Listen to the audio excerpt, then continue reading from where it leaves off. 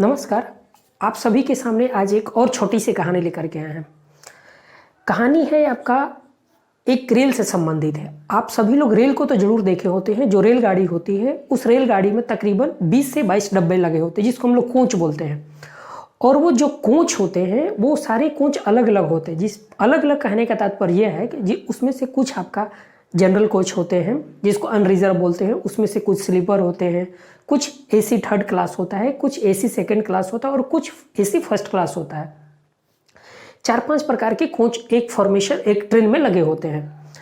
आप उन ट्रेन के फॉर्मेशन पे आप गौर करिएगा कि जो जनरल डब्बे, स्लीपर डब्बे, थर्ड क्लास, सेकंड क्लास और फर्स्ट क्लास के जो एसी के डब्बे होते हैं ये तकरीबन सारे जो कोच होते हैं वो एक दूसरे से जुड़े होते हैं, एक दूसरे से सटे होते हैं ताकि एक कपलर के द्वारा।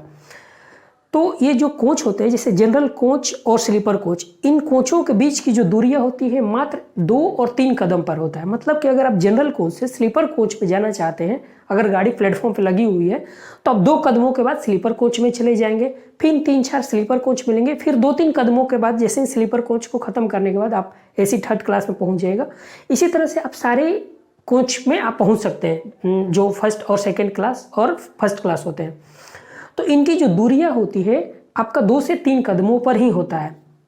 लेकिन कभी आपने गौर किया है कि जो जनरल डब्बे के जो उसमें से पैसेंजर होते हैं उनको स्लीपर डब्बा में आने के लिए कितना संघर्ष करना पड़ता है।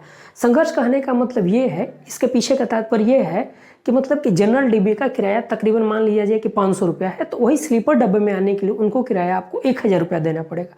फिर एसी थर्ड क्लास में आने के लिए उनको तकरीबन 2000, फिर सेकंड क्लास में आने के लिए तकरीबन आपका 3000 से 3500, फिर फर्स्ट क्लास में जाने के लिए तकरीबन 4 से 5000 रुपये पे करना पड़ेगा। मतलब कि मात्र ये जो 2 से 3 कदम की जो दूरियां होती है कितना मतलब कि कितना संघर्षपूर्ण होता है। मतलब कि अगर कोई जनरल डब्बे के व्यक्ति को थर्ड क्लास, सेकंड क्लास या स्लीपर में आना है तो उनको मेहनत करना पड़ेगा। मतलब कि 3 कदम, 2 और 3 कदम जो दूरी होती है इसको तय करने के लिए बहुत कठिन परिश्रम करने का जरूरत पड़ेगा, और ताकि वो पैसा अर्न कर सके और वो अपना कोच तब्दील कर सके।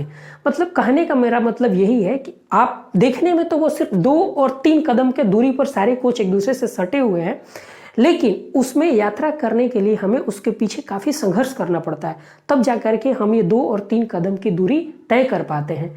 एक यही छोटी सी आप जानकारी थी। आप अगली बार अगर स्टेशन पर जाते हैं तो इस बात को गौर से देखिएगा, समझिएगा कि हमने जो बोला वो क्या बोला। आशा करते हैं आपको कहानी अच्छी लगी होगी। मिलते हैं अगले वीडियो में, तब तक के लिए नमस्कार।